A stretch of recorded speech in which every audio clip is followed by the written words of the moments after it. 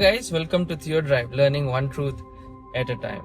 Today we have with us a special guest, a Bible teacher and a pastor, and also he runs a Bible college, Pastor Ebenezer Rose with us. So thank you Anna for being with us. Sam, thank you for having me. So today the topic that we are going to discuss, మనం చాలా సార్లు రక్షణ అనే పదం మనం వింటూ ఉంటాం. And ఈ రక్షణ అనే పదము మారుమ్రోగుతూ ఉంటుంది. కానీ కొన్నిసార్లు మనం ఆలోచన చేసినట్లయితే దాని సరైన అర్థం గ్రహించడం కొంచెం కష్టమే. ఇంత ఎక్కువగా వినబడే రక్షణ గురించి మనం ఎలా తెలుసుకోవాలంటారు, ఎలా అర్థం చేసుకోవాలంటారా? Right, coming to the point of salvation. రక్షణ అనే తలంపు మీరు అన్నట్లుగా ఇప్పుడు కొత్తగా పుట్టుకొచ్చినటువంటి ఆలోచన కూడా కాదు. ఎస్పెషల్లీ క్రిస్టియన్ లెన్స్ ప్రకారంగా ఆలోచన చేస్తారు. యేసుక్రీస్తు ప్రభువు ఉన్న టైంలో కూడా రక్షణ అనేటువంటి పదం చాలా ఊత పదం చెప్పాలంటే. ఆయన శిలువ మీద మరణించేటప్పుడు కూడా నిన్ను నువ్వు రక్షించుకొని మమ్మల్ని కూడా రక్షించు అంటే రక్షించటం. So it's a generic term, ఒక సాధారణమైనటువంటి పదం. సో దాన్ని ఒక స్పిరిచువల్ పర్స్పెక్టివ్ లోకి లేక ఒక బిలీవర్స్ లైఫ్ లోకి తీసుకొచ్చినప్పుడు దాన్ని ఎట్లా అర్థం చేసుకోవాలనేటువంటిది ఒక విధంగా చెప్పాలంటే కష్టతరమైనటువంటిది. But coming to the point, simple definition of salvation is something nothing but deliverance, ఒక విమోచన, విముక్తి, ఒక దాని నుండి విడుదల చేయబడటం. ఇది జనరల్లీ మనకు వచ్చేటువంటి డెఫినేషన్. సో ఇప్పుడు కాన్సెప్ట్ ఏంటంటే రక్షణ అంటే ఏంటి అనే దానికంటే ముందు అసలు రక్షణ నాకెందుకు అవసరం, అండ్ రెండవది దేని నుంచి రక్షణ కావాలి. ఎందుకంటే ప్రతి దాని నుంచి రక్షణ కావాలి. మనం డ్రైవ్ చేస్తా ఉన్నాం, you need to be protected, you need to be safe, have a safe journey అని అంటాం. సో ఇలా అన్ని రకాలుగా అన్ని ఆస్పెక్ట్స్ లో రక్షణ ఉన్నప్పుడు క్వశ్చన్ వచ్చేటువంటిది ఏంటంటే సేవ్ ఫ్రమ్ వాట్, దేని నుంచి మనం రక్షించబడుతున్నాం, and what would be the point of scripture. రక్షణ దగ్గరకు వచ్చేసరికి పాయింట్ ఆఫ్ స్క్రిప్చర్ ఏంటి, దేని నుంచి రక్షించబడుతున్నామో క్లారిటీ వస్తే, రక్షణ దేని గురించో క్లారిటీ వస్తే, నేను రక్షణ తీసుకున్నానా, రక్షణ పొందుకున్నానా, రక్షణ వచ్చిందా, ఇలాంటి స్టేట్మెంట్స్ అన్నిటి కూడా డైరెక్ట్ ఆన్సర్ ఇవ్వడానికి మనకి ఈజీగా ఉంటుంది. సెల్ఫ్ ఎక్స్ప్లెనేషన్ మనకు వస్తుంది. Exactly. So we need to think, అంటే సేవ్డ్ ఫ్రమ్ వాట్, దేని నుంచి రక్షించబడ్డాం అనే ప్రశ్న ఎంత నిజంగా మనం ఆలోచింపజేసేది. That something that we need to think about brother. So what are we saved from? Generally ఆలోచన చేస్తే మన క్రిస్టియన్ వరల్డ్ లో గానీ అంటే రాంగ్ అని అనటం కంటే ఈ రోజున ఈ ప్రొక్లమేషన్ ఆఫ్ గాస్పెల్, సువార్తని మనుషులకు తీసుకెళ్తున్నప్పుడు జనరల్లీ చిన్నప్పటి నుంచి మనం వినేది ఏంటి అని అంటే ఏసైని నమ్ముకో నరకం నుంచి తప్పించబడు, ఏసైని నమ్ముకో పాపాల నుంచి బయటకు వస్తాం. అంటే ఇప్పుడు రక్షణ అంటే పాపం నుంచి బయటికి రావటం, రక్షణ అని అంటే పరలోకానికి తీసుకుపోవటం, నరకం నుంచి తప్పించబడటం. అయితే నాకు ఎప్పటి నుంచో ఉండే క్వశ్చన్, చిన్నప్పటి నుంచి ఉన్న క్వశ్చన్ ఏంటంటే దేవుడికి ఒక వ్యక్తిని ఒక ప్లేస్ నుంచి ఇంకో ప్లేస్ కి తీసుకెళ్లటం అసాధ్యమా? నన్ను నరకం నుంచి తప్పించి పరలోకానికి తీసుకెళ్లటం అసాధ్యమా? ఇప్పుడు హానోకు ఉన్నాడు, మరణాన్ని చూడలా బైబిల్ ప్రకారం ఆలోచన చేస్తే. ఏలియా ఉన్నాడు, మరణాన్ని చూడలా. అంటే to transport one person from one place to another దేవునికి పెద్ద విశేషంగా. అండ్ రెండవది, ఒక వ్యక్తి ఒక బాండేజ్ లో ఉన్నాడు అని అంటే విడిపించటం కూడా పెద్ద విశేషంగా. ఐగుప్తులో ఉన్న ప్రజల్ని రప్పించటానికి దేవుడు కిందకి దిగి రాలేదు కదా. సో నాకు వచ్చే ఇప్పుడు ఒక క్వశ్చన్ ఏంటంటే, so what made God to come down? ఒక ఇన్కార్నేషన్ గా, ఒక ఇన్కార్నేట్ క్రైస్ట్ గా ఆయన లోకానికి రావాల్సిన అవసరం ఏంటి? సో అంటే ఈ రక్షణలో ఇంకో ఏదో ప్రత్యేకమైనది. అంటే కేవలము నరకం నుంచి తప్పించబడటము, లేకపోతే నేను పరలోకానికి వెళ్ళటము, లేకపోతే పాపం నుంచి విముక్తి చెందటము, ఇది మాత్రమే కాదు. సరే పోనీ అలా పాపం నుంచి బయటికి తీసుకురావడానికి ఏసై వచ్చాడు అని అంటే ఆయన డైరెక్ట్ గా 30 years ఓల్డ్ మ్యాన్ లాగా కిందకి రావచ్చు కదా. సో ఒక కంప్లీట్ మ్యాన్ లాగా భూమి మీదకి వచ్చి he can just minister among people for 3.5 years or 3 days, then he would die on the cross. కానీ ఎందుకు 33.5 years ఉండాల్సి వచ్చింది, going through all the faces of life? దాని తర్వాత మళ్ళీ 3.5 సంవత్సరాల పరిచర్య. అంటే దీని గురించి ఆలోచిస్తా ఉంటే మళ్ళీ జనరల్ ఏమైపోతుందంటే ఈ దినాలలో మనిషి తన ఒపీనియన్ ని ముందు పెడుతున్నాడు. సో ఒపీనియన్ అనేటువంటిది ట్రూత్ కి బేస్ కాదు కదా. సో ట్రూత్ కి ఏదైనా ఫౌండేషన్ ఏంటి అని అంటే that ought to be an objective truth, not subjective. So different opinions ఉన్నాయి, డిఫరెంట్ థాట్స్ ఉన్నాయి. సో వన్ ఆబ్జెక్టివ్ ట్రూత్ ఏంటంటే దట్స్ స్క్రిప్చర్.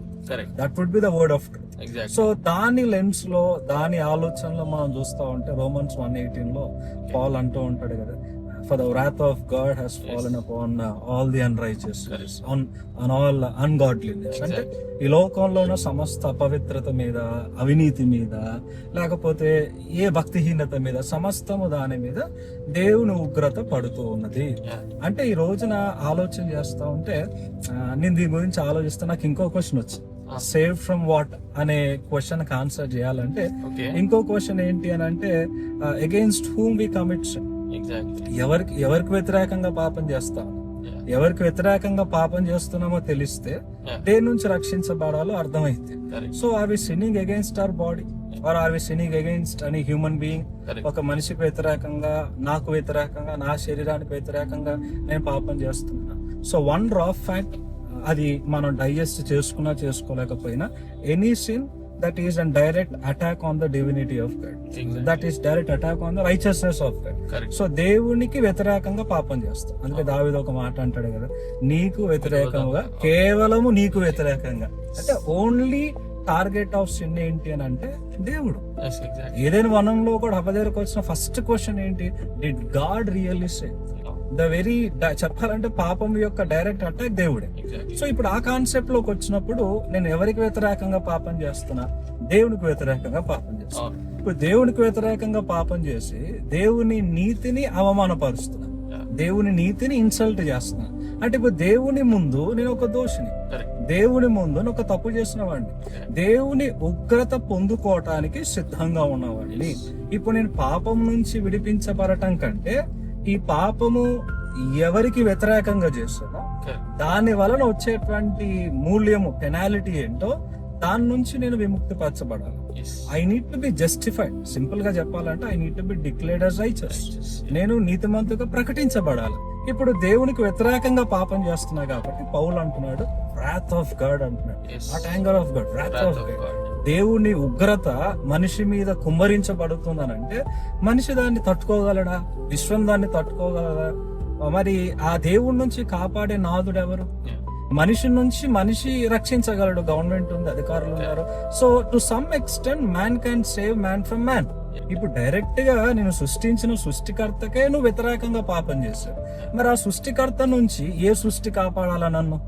సో దానికి బైబిల్ ఇచ్చే ఒకే ఒక clarity, book of episode to Romans అంతా కూడా చెప్పేటువంటిది ఏంటి అని అంటే, ఒక దేవుని నుంచి, దేవుని ఉగ్రత నుంచి నేను తప్పించబడాలి అని అంటే దాన్ని తట్టుకుని ఒక వ్యక్తి కావాలి, దాన్ని భరించేటువంటి ఒక వ్యక్తి కావాలి, దేవునితో సముడుగా ఉన్న వ్యక్తి కావాలి.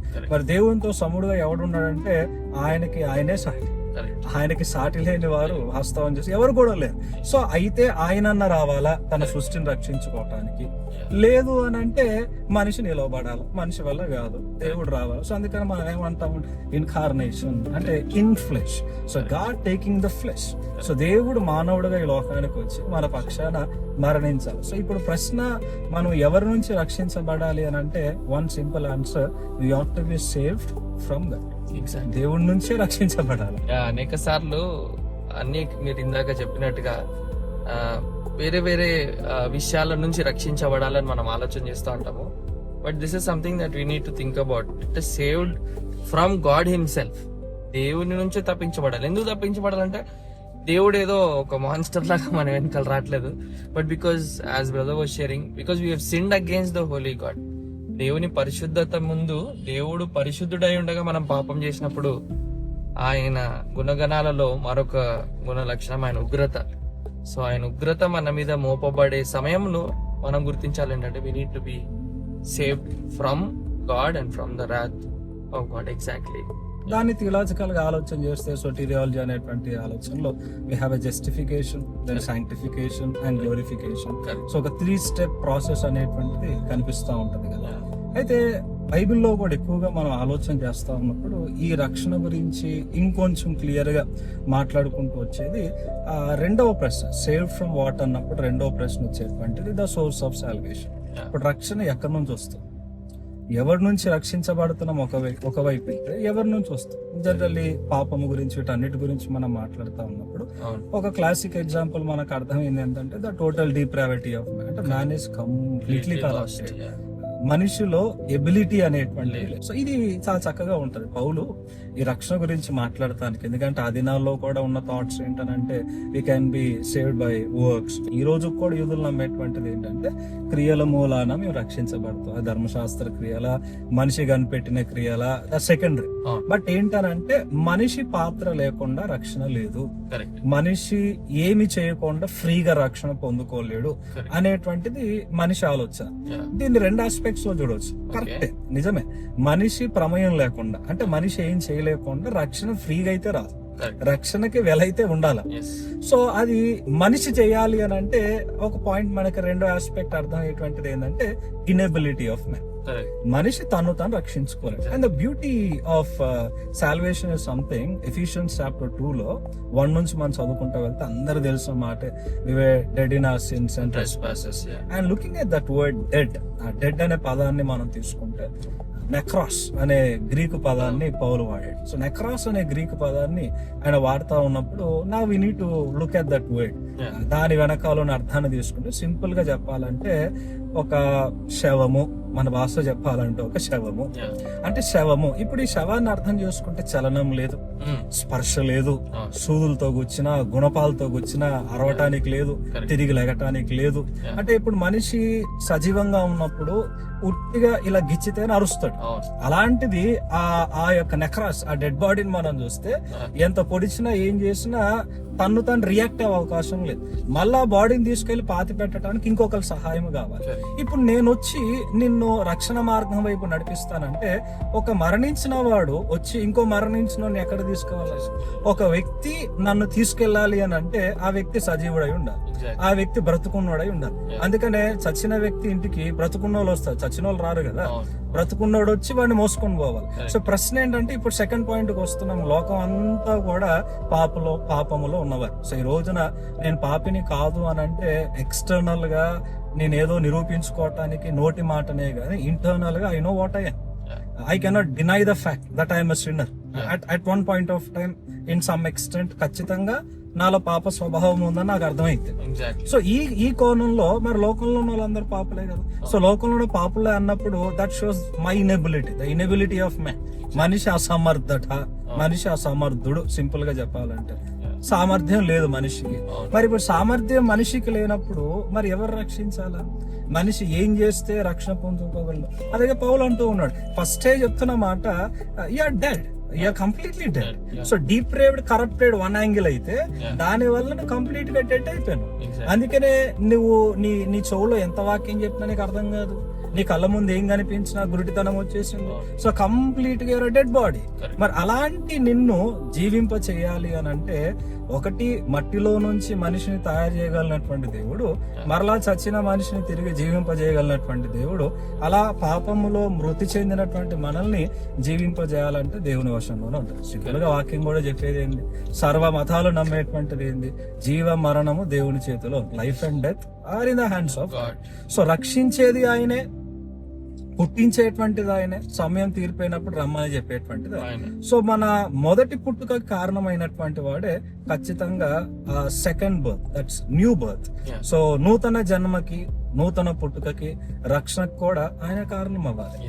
సో అందుకనే బైబిల్లో ఒక మాట, చాలా చక్కని మాట ఉంటది, salvation belongs to the lord. రక్షణ యెహోవాదే, రక్షణ దేవునిదే. అండ్ ఇది చాలా ఇంపార్టెంట్ చెప్పాలంటే, salvation belongs to the lord. That's a solid foundation for a true faith. ఎందుకంటే రక్షణ నా వశం అయితే చాలా పెద్ద సమస్య, రక్షణ నా అంతా నేను తెచ్చుకుంటే చాలా పెద్ద సమస్య. దాంట్లోంచి ఇంకో స్ట్రీమ్ లోకి వెళ్తాం, అష్యూరెన్స్ ఆఫ్ సాల్వేషన్ అని, లేకపోతే ది ఆథెంటిసిటీ ఆఫ్ సాల్వేషన్ అని, లేకపోతే the solid foundation of salvation. So రకరకాల థీమ్స్ అన్ని కూడా మనం వెళ్తాం. సో అన్నిటికీ ఒకటే మూలం ఏంటి అని అంటే ఖచ్చితంగా రక్షణ నాదై ఉండకూడదు, దేవుందై ఉండాలి. కానీ సమస్య నాది కదా. ఇప్పుడు సమస్య దేవుంది కాదు, సమస్య నాది. మరి సమస్య నాది కాబట్టి ఖచ్చితంగా నేనే డీల్ చేసుకోవాలి. కానీ నేను డీల్ చేసుకోవాలంటే నా వల్ల కాట్లా. కాబట్టి ఇప్పుడు దేవుడు పైనుంచి కూడా నన్ను రక్షించగలడు. కానీ ఇక్కడ దేవునితో ఉన్న సంబంధాన్ని తెగొట్టుకుందినే, దేవునికి వ్యతిరేకంగా పాపం చేసిందినే. అందుకనే జాన్ మెకాథర్ ఒక మాట అంటాడు, ద గ్రేట్ ఎక్స్చేంజ్ అని అంటాడు. అంటే ఈ లోకం మొత్తంలో ది అల్టిమేట్ ఎక్స్చేంజ్ జరిగింది. రక్షణ రావటానికి మనిషికి ఆ గ్రేట్ ఎక్స్చేంజే యేసయ్య భూమి మీదకి రావటం. ఎగ్జాక్ట్లీ. సో దేవుడు తన వ్రాత్ని సాటిస్ఫై చేసుకోవాలన్నా, దేవుడు సాల్వేషన్ స్టాండర్డ్స్ మీట్ అవ్వాలన్నా, దేవుడు మనిషి చేసిన అతిక్రమాన్ని దాన్ని సరి చేయాలన్నా, సో ఖచ్చితంగా ఒక ఎక్స్చేంజ్ జరగాలి. దాన్నే మనం జస్టిఫికేషన్ అని కూడా అంటాం. యేసుక్రీస్తు ప్రభువారు నా పాపాన్ని తీసుకొని ఆయన నీతిని నాకు ఇంప్యూట్ చేస్తే, సో ఆ శిలువ మీద ఒక జస్టిఫికేషన్ జరిగింది. That means God declaring me righteous on the ground of cross, on the ground of Christ sacrifice. Yesu శిలువ ఆయన త్యాగం మీద డిక్లేర్ చేయడం జరిగింది. నా చాలా మంది ఏమనుకుంటారు, ఆయనే రక్షించుకోలేకపోయాడు, ఆయన కిందకి దిగొస్తే అయిపోయేది కదా, ఆయన నేల్స్ తో బంధించబడ్డాడు, అసమర్థుడు అని ఒక ముద్ర వేస్తాడు. ఆ అసమర్థుడు ఎందుకు అవ్వాల్సి వచ్చింది? నా అసమర్థత అక్కడ రిఫ్లెక్ట్ అయింది, నా పాపం అక్కడ రిఫ్లెక్ట్ అయింది.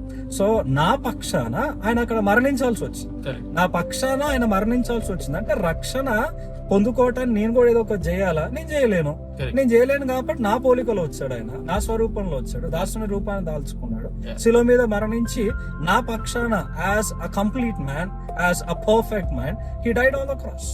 అందుకే యోహాను కూడా ఇంకో మాట అంటాడు కదా, we have one man in heaven. పరలోకంలో మనకు ఒక మనుషుడు ఉన్నాడు, మనకు ఒక ఉత్తరవాది ఉన్నాడు. అంటే శిలువ మీద ప్రారంభమైనటువంటి గ్రేట్ ఎక్స్చేంజ్, ఒక సబ్స్టిట్యూషనరీ డెత్ అని అంటాం కదా, మనకి బదులుగా ఆయన అక్కడ శిలువ మీద మరణించటం. సో రక్షణ నా వైపు నుంచి కూడా ఉండాలి, ఆ నా వైపు అనే అంశాన్ని ఆయన తీసుకున్నాడు. So as man he took my sin, and as God he took God side. So చెప్పాలి అని అంటే సింపుల్ గా, God save me from himself. దేవుడు నన్ను తన నుంచి రక్షించటానికి దేవుడే రావాల్సి వచ్చింది. ఎందుకంటే నా వల్ల కాదు, ఏ నరమాత్రం వల్ల కూడా కాదు. సో ఎవడైనా నాకు వచ్చి నీకు మార్గం చూపిస్తా అంటే, నేను ఎక్కడ పోతాను వాడు అక్కడికే పోతాను, వాడు ఎక్కడ పోతాను నేను అక్కడికే పోతాను. సో అలా చెప్పిన వాళ్ళందరూ ఎక్కడికి పోయారో కూడా ఈ రోజున చరిత్ర మన కళ్ళ ముందు పెడుతూ ఉంది కదా. సో రక్షణ ప్రైమరీగా ఫిజికల్ గానో ఇమోషనల్ గానో ఇదంతా పక్కన పెడితే, the very problem of man is spiritual problem with God. Yes exactly brother. And అందుకే చార్ల్స్ స్పర్జన్ అంటాడు, salvation is all the will of God and damnation is all the will of man అంటాడు. అంటే రక్షణ మీరు అన్నట్టు ఇందాక బైబిల్లో కూడా ఉన్నట్టు రక్షణ దేవునిది. ఎందుకంటే మనం చేసింది కాదు, మనం చేయాల్సింది ఆయన మన బదులుగా చేశాడు. దట్స్ సో బ్యూటిఫుల్లీ, అంటే that's so beautiful to understand. నిజంగా అది అర్థం చేసుకోవడం ఎంతైనా సత్యము. అంతే దీన్ని అర్థం చేసుకున్నప్పుడు బైబిల్ మాట్లాడుతున్నట్టు ఇంత గొప్ప రక్షణ అనే పదాన్ని కూడా మనము గ్రహించగలుగుతాం.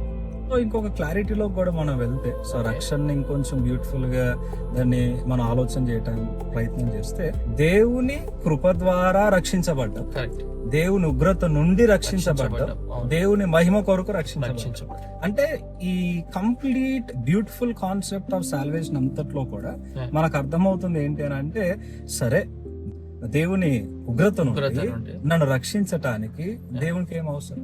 అందుకనే ఇంకో మాట చాలా చక్కగా అంటాడు, యూదా పత్రిక మనం చదువుతూ ఉంటే 3 పదాలు ఉపయోగిస్తారు. ఒకటి కాల్డ్ ఆఫ్ గాడ్ అంటే, రెండోది లవ్డ్ బై గాడ్ అని, మూడోది కెప్ బై గాడ్ అని. అంటే దాంట్లో ఒక మాట లవ్డ్ బై గాడ్, దేవుని ప్రేమ. సో పౌలు కూడా దాన్ని అలైన్ చేసుకుంటూ వచ్చి the excellencies of God, the attributes of God ని చాలా చక్కగా అంటాడు. బై గ్రేస్ త్రూ ఫెయిత్ అన్నట్లు. అంటే కృప అనేది ఒక ఫౌండేషన్, సో గ్రేస్ అనేటువంటిది foundation. And as we know, grace అనగానే అన్మెరిటెడ్ ఫేవర్ ఆఫ్ గాడ్, అసలు యోగ్యత లేదు మనకి, చచ్చిన వారు మనం. సో అలాంటి చచ్చిన వారిని దేవుడు బ్రతికింపజేయాలి. సో దేవుడిని కృప ఉంది. అండ్ రెండోది ఇంకోటి కూడా లింక్ చేస్తున్నాడు పౌలు, అదేంటంటే విశ్వాసం. అంటే ఈ రోజున ఇంకొక నోషన్ లో కూడా వెళ్ళిపోతామంట మనం చాలా సార్లు. సరే దేవుడు ఎలాగైతే రక్షించడానికి ఆయన శిలువ మీద మరణించాడు, సో యేసే శిలువ మీద మరణించినంత మాత్రాన అందరికి రక్షణ వచ్చేసిందా? యేసుక్రీస్తు ప్రభు ప్రాణం పెట్టినంత మాత్రాన అందరికి రక్షణ వచ్చేస్తుందా? లేదు. ఇక్కడ ఇంకో పాయింట్ కూడా యాడ్ చేస్తున్నాడు, అదేంటంటే విశ్వాసం. అండ్ ఈ బ్యూటిఫుల్ స్ట్రక్చర్ అనేటువంటిది రైట్ ఫ్రమ్ ఓల్డ్ టెస్టిమెంట్ మనకు అనిపిస్తుంది. లుక్ ఎట్ నోవా టైంలో మనుషులు అందరూ వాడైపోయినారు. And beauty of Genesis chapter 6 ఏంటంటే బైబిల్లో చాలా చక్కగా ఉంటది, Noah found the grace of God, the favour of. తెలుగులో చాలా చక్కగా ఉంటది, నోవా దేవుని కృప పొందిన వాడాయను. అంటే the word call grace appears there. అంటే ఇప్పుడు నోవాలో ఏ యోగ్యత ఉంది? నోవాలో ఏ మంచితనం ఉంది? అయినా సరే దేవుని కృప నోవా మీదకి పోయి. కరెక్ట్. కానీ కొన్నిసార్లు ఇట్లా అనుకుంటాం ఏంటంటే, నోవా యొక్క విధేయత వల్ల దేవుడు నోవాను అంగీకరించినాడు అని అనుకుంటాం కానీ మీరు అన్నట్టు టెక్స్ట్ చెప్పేది టోటలీ డిఫరెంట్. నోవా మంచితనం కాదు కానీ నోవా దేవుని కృప పొందుకున్నాడు కాబట్టి he was obedient and he lived in such a fashion. అంతే కదా. అండ్ ఇప్పుడు యూదులకి పునాది అయినటువంటి అబ్రహాన్ని తీసుకుందాం. అబ్రహాంను కూడా మనం తీసుకుంటే అబ్రహాము దేవుడు పిలిచినప్పుడు ఆయన అబ్రహాం మాత్రం అబ్రహాం అవ్వలేదు కదా. సో దానికి ఎంత జర్నీ పట్టింది. సో మరి అబ్రహాన్ని దేవుడు పిలుచుకున్నప్పుడు చెప్పాలి అని అంటే దేవుని సంపూర్ణంగా నమ్మిన వాడు కూడా కాదు. చాలా స్ట్రగుల్స్ గుండా పోయినాడు, భార్య మాట విన్నాడు, చాలా జరుగుకుంటూ వచ్చింది. మరి అక్కడ కూడా అబ్రహాం ఎన్నుకొనబడ్డాడు అని అంటే again the grace of God. And Israel జనాంగం ఎంత శోధించారు దేవుణ్ణి, అయినా సరే వాళ్ళని విమోచించిందంటే గ్రేస్ ఆఫ్ గాడ్. అంటే at the same time the faith of man. అంటే ఈ రెండు కలవకపోతే మనిషికి రక్షణ లేదు. సో అందుకే పౌలు ఏమంటూ ఉన్నాడంటే కంప్లీట్ గా దేవుడు సిద్ధపరిచి పెట్టాడు. ఇంట్లో చెప్పాలంటే అమ్మ కంప్లీట్ గా వండి పెట్టింది, నేను తినాల, వండి పెడతాం ఆ పని, తినటం నా పని. సో దేవుడు కంప్లీట్ గా సిద్ధపరిచి పెట్టాడు. సో అందుకని పౌలు ఇంకో మాట ఏమన్నాడు, త్రూ ఫెయిత్. సో విశ్వాసం అనేటువంటిది కావాలి. అండ్ ఆ విశ్వాసము క్రీస్తుని మీద ఉండాలి. ఎవరైతే నా కొరకు మరణించారో, ఎవరైతే నా స్థానాన్ని తీసుకున్నారో, ఎవరైతే నన్ను జస్టిఫైడ్ రైచస్ అని డిక్లేర్ చేసి ఒక ముద్ర పెట్టి పొజిషనల్ గా ఈ రోజున క్రీస్తునిలో నేను నన్ను నిరపరాధిగా నిలవబెట్టారు, ఒక నూతన జన్మనిచ్చి నిలవబెట్టాడు, with new identity, with new hope, with new life, with new eternal values. ఖచ్చితంగా నా విశ్వాసం ఆయన మీద ఉండాలి. ఆయన మీద ఉంటే he becomes my personal saviour. లేకపోతే he is just the saviour of the world. ఆయన లోక రక్షకుడు అనటానికి, ఆయన నా రక్షకుడు అనటానికి డిఫరెన్స్ ఉంది కదా. That's my personal experience. నా జీవితంలో నేను చూస్తే such a worst life I live. And నేను ఒక రోజున నాకు అనిపించింది this is not the life అని అనిపించింది. సో అప్పుడు దేవుడు నమ్ముకోవడం ఏసైనా చిన్నప్పటి నుంచి నమ్ముకున్నాను, దాంట్లో పెద్ద విశేషం ఏముంది. కానీ వన్ పాయింట్ ఆఫ్ టైం నాకు అర్థమైంది, అరే ఆయన నా కోసం ఇంత మరణించాడు, ఇంత పాపిని నేను నా కోసం మరణించినప్పుడు ఈయనే కదా నాకు నిజమైన రక్షకుడు అనేటువంటి ఒక కన్విక్షన్ అలా మొదలైంది. అండ్ బ్యూటిఫుల్ ఏంటి అని అంటే రక్షణ ఇచ్చేది ఆయనే, రక్షణ వైపు వెలిగించేది ఆయనే, నాలో కన్విక్షన్ తీసుకొచ్చేది ఆయనే. విశ్వాసం వాక్యంలో ఉంటది, వినుట వలన విశ్వాసం కలుగును, మళ్ళీ దేవుని వాక్యం వినిపించబడాలి. అంటే కంప్లీట్ ఒక వ్యక్తిని దేవుని వైపు తిరిగించుకోవటానికి దేవుడు కంప్లీట్ ఆయన సైడే తీసుకున్నాడు. అంటే ఈ రకంగా మాట్లాడితే మనిషి వైపు విశ్వాసం కూడా దేవుడే పుట్టించాడు. సో వన్స్ ఆ విశ్వాసం పుట్టింది అని అంటే that will transform my life. So దాంట్లో చేంజ్ ఆఫ్ మైండ్ వస్తుంది. సో వెంటనే నేను చర్చిలోకి వెళ్ళగానే ఆ సాక్ష్యాన్ని పంచుకున్నప్పుడు అరే ఏంది ఇట్లా మారిపోయినాడు అంటే వారి నోట్లో నేను మారిన ఎవరికి చెప్పాలా, నేను మారిపోయినాను, నా జీవితం మారింది, నా తలంపు నేను ఎవరికి చెప్పాలా. అంటే looking at my top, looking at my life, looking at my thought process. అలాగని నేను తెల్లబట్టలు వేసుకుని పోలా, తెల్లబట్టలు వేసుకుని పోయినాడు కాబట్టి రక్షణ పొందినాడు, ఇంకా అప్పటికి బాప్తిస్మం కూడా తీసుకోవాలా. అంటే just looking at my life they were able to witness that I'm changed. So నాకు రక్షణ లోపల మొదలైందని, ఆ ఇంటర్నల్ వర్క్ పరిశుద్ధాత్మ ద్వారా మొదలైందని people were able to understand. Not just people, my own family. ఎందుకంటే లోకం అంతట్లో నేను ఎంతటి నీచున్నో ఎవరికి తెలిసిద్దంటే ఇంట్లో వాళ్ళకే తెలుస్తారు, బయట వాళ్ళకంటే. అండ్ ఈవెన్ ఇంట్లో వాళ్ళు కూడా they were able to realise yes he is changed. అంటే ఫెయిత్ బిగిన్స్ ద ట్రాన్స్ఫర్మేషన్. అందుకనే ఫెయిత్ లోంచి ఒబీడియన్స్ పక్కన పెట్టలేము, ఫెయిత్ లోంచి రిపెంటెన్స్ పక్కన పెట్టలేము, ఏం పెట్టలేము. The moment you turn toward God, ఆ కన్విక్షన్ మొదలైద్ది, ఆ ప్రెషర్ మొదలైతుంది, వాటన్నిటిలో గుండా కూడా ఆ ట్రాన్స్ఫర్మేషన్ అలా మార్పు అనేటువంటిది తీసుకొస్తుంది. So that's instant, that's instant. అది వారాలు, సంవత్సరాలు, లేకపోతే నేను ప్రార్థన చేసి ఉపవాసం దేవా నన్ను మార్చు, అసలు నన్ను మార్చు అనే టాపికే రాదు నాకు. ఆటోమేటిక్ గా నేను మారిపోతాను. బికాస్ అక్కడ ఇంకో మాట అంటాము the agency of the Holy Spirit. అంటే పరిశుద్ధాత్మ ప్రమేయము. ఒక సృష్టిని పుట్టించటానికి ఆత్మదేవుడు ఎలా పనిచేస్తాడో అదే సృష్టి నూతన సృష్టిగా మార్చడానికి కూడా ఆత్మదేవుని కార్యం ఉంది. So the role of the Holy Spirit is something. ఆయన నాలో పని చేస్తాడు, నాలో పని చేసి నాలో వెలిగింపుని తీసుకొస్తాడు. So that's an instant internal work అది. సో దాన్నే థియలాజికల్ ఇంకొక మాట కూడా అంటాం కదా, baptism of the Holy Spirit. And on that there are different doctrines. But primary doctrine ఏంటంటే నేను లోకంలోకి పబ్లిక్ లోకి వెళ్ళి నేను మునగక ముందు, కరెక్ట్. నేను జనాలకి చెప్పక ముందు నాలో ఆల్రెడీ కార్యం జరిగింది. And now coming to the point, false doctrines నిజమే ఈ రోజుల్లో చాలా ఫాల్స్ గాస్పల్స్ ఉన్నాయి. అందుకే పౌలు అంటాడు కదా, వాక్యం ఏదైతే మీకు విత్తబడిందో అది కాక అవును. ఎవడొచ్చి చెప్పినా, ఆఖరి నేను వచ్చి చెప్పినా, దేవదూతలు వచ్చి చెప్పినా, that's a false doctor, Exactly. That's a false teaching. Yeah. అంటే ఈ రోజున ఎంత ఫేమస్ స్పీకర్ అయినా Yeah, వాక్యానికి వ్యతిరేకంగా ఉంటే తప్పే. exactly. అండ్ బ్యాప్టిజం దగ్గరకు వచ్చినప్పుడు బిలీవర్స్ బ్యాప్టిజం అన్నాం మనం. అవును. ఈ రోజుల్లో కూడా చాలా నోషన్స్ ఏమున్నాయనంటే, పాస్టర్ గారు మా అబ్బాయికి బాప్తిజం ఇచ్చేయండి మారిపోతాడు, అంటే బాప్తిజం ఇస్తే మారిపోతాడు, మారుతారు. పాస్టర్ గారు వాడికి బలారాధన ఇచ్చేసేయండి వాడికి మార్పు వచ్చేస్తుంది. అంటే ఇప్పుడు కాన్సెప్ట్ ఏమైపోయింది, baptism saves the person. Exactly. Again we're coming to the point, salvation by works, Exactly. క్రియల మూలాన రక్షణ వస్తుందని మళ్ళీ ఆ పాయింట్ కి అక్కడికి వస్తున్నాం. వస్తున్నాం. అంటే being a Christian, knowing everything, Bible ని డిఫెండ్ చేస్తూ మళ్ళీ ఈ పాయింట్ కి వస్తున్నాం, బ్యాప్టిజం సేవ్స్ ద పర్సన్. అందుకే ఈ దినాల్లో ఏం అడుగుతున్నారు, నువ్వు రక్షించబడ్డావు అనే ప్రశ్నగా బాప్టిజం తీసుకున్నావు, అంటే బాప్టిజం తీసుకుంటే రక్షణ వచ్చినట్టు అనేటువంటి పాయింట్ లో కూడా వెళ్తున్నారు. Even that's not the idea. ఎందుకంటే బాప్టిజం తీసుకున్నంత మాత్రం వచ్చేటువంటిది ఏం ఏం లేదు. లేదు. నేనెళ్ళు మునిగిన ఒకటే, ఏ పశువేళ్ళు మునిగిన ఒకటే. It's like a swimming, you know. What makes the point అని అంటే, దాంట్లో ఒక యూనిక్నెస్ ఏంటి అని అంటే, పబ్లిక్ గా లోకంలోకి వెళ్ళి నేను మారాను, Correct. నాలో రక్షణ కార్యం జరిగింది, Correct. నేను దేవుణ్ణి తెలుసుకున్నాను, నేను వెలిగించబడ్డాను అని పబ్లిక్ గా డిక్లేర్ చేసేటువంటిదే, నాకు క్రీస్తులో ఒక ఐడెంటిటీ వచ్చి అని చెప్పేటువంటిదే baptism. So baptism is nothing but the public proclamation of what had happened with in my self, internal life. అవును. సో నా లోపల నవీన పురుషుడు ఎలాగో బయటకు వచ్చాడో చెప్పేటువంటిది baptism. Correct. Baptism will never save the person, so works will never save the person. అందుకే పౌలు అంటున్నాడు కదా, not by works to take boast of, నేను అనుకోవటం. అండ్ ఇది కూడా చాలా సార్లు మనం వింటా ఉంటాం కదా, అయ్యగారు రక్షించారు, ఆయన బోధనలు బట్టి రక్షించబడ్డారు, మా అమ్మ ప్రార్థనలు బట్టి రక్షించబడ్డారు. వెల్, ఇవన్నీ కూడా ఏంటంటే maybe the secondary purpose. The primary purpose ఏంటంటే ఎవరికి ఘనత ఇవ్వటానికి అవకాశం లేదు.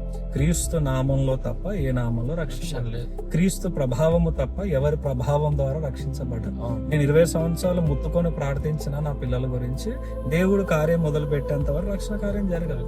అంటే వన్ క్లారిటీ ఈ రోజు మనం పొందుకోవాల్సింది ఏంటంటే, నీకు రక్షణ దేవుడి నుంచి రావాలా, అండ్ రక్షణకి కారణం దేవుడై ఉండాలా, రక్షణ గోల్ దేవుడై ఉండాలా, అండ్ రక్షణ ప్రాసెస్ అంతా కూడా దేవుడి నుంచి పోవాలి. అండ్ ఆ ఒక్క ముక్క పట్టుకొని మనుషులు ఆలోచిస్తున్నారు, వర్క్అవుట్ యువర్ సాల్వేషన్. వెంటనే నెక్స్ట్ వర్స్ ఉంది కదా, 13వ వచనం ఏముంది, it is God who works in you. అంటే నువ్వు చేయలేవు, రక్షణ కార్యం నువ్వు చేయలేవు, కొనసాగించలేవు, కానీ మళ్ళీ కొనసాగించేది ఎవరు? It is God. So it's one part. 12th verse and 13th verse one part. అది దాన్ని డివైడ్ చేసేసి వర్క్అవుట్ అని అంటే no work out. Regarding the salvation no work out. And the moment I believe in God I cannot stay silent. అంటే ఈ రోజున ఏమైపోతుందంటే మనుషులు ఈ యొక్క థాట్స్ ని మిక్స్ చేసేస్తా ఉన్నారు.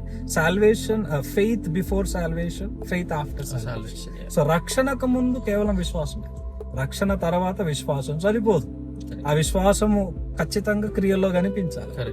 సో దేవుడు కలుగ చేసుకోవాలా, దేవుడు కార్యం చేయాలా, దేవుడే దాని సంపూర్ణతలోకి నడిపించాలి.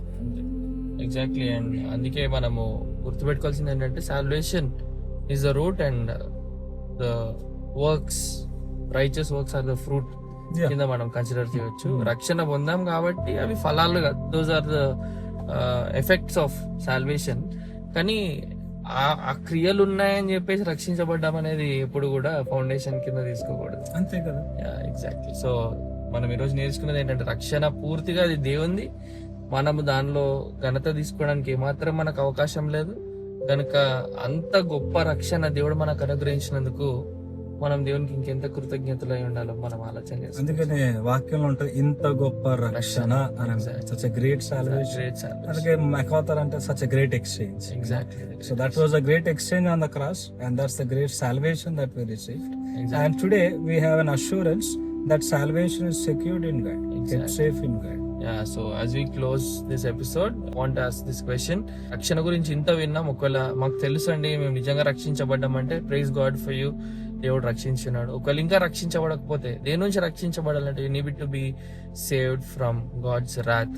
దేవుని ఉగ్రత మన మీద ఉన్నది, ఎందుకంటే we have failed terribly and we have failed miserably. అందుకనే ఇనబిలిటీ ఆఫ్ మ్యాన్ అని అవన్నీ విషయాలు చూడడం జరిగింది. కనుక ఆ ఉగ్రత నుంచి తప్పించబడాలంటే మనం తప్పించుకోలేం, మన క్రియలు ఏమాత్రం తప్పించలేవు. అందుకే నేను ఎప్పుడు చెప్తున్నట్టుగా your sins have to be punished either in Christ or you have to pay the price for your sins. కనుక as brother has shared, the perfect sacrifice that God has given us is God himself, who is Jesus Christ. So ఆయన మన బదులుగా the great exchange చేసి మన పాపాన్ని ఆయన మీద తీసుకొని ఆయన నీతి మనకు అనుగ్రహించడం బట్టి మనకు రక్షణ వచ్చింది.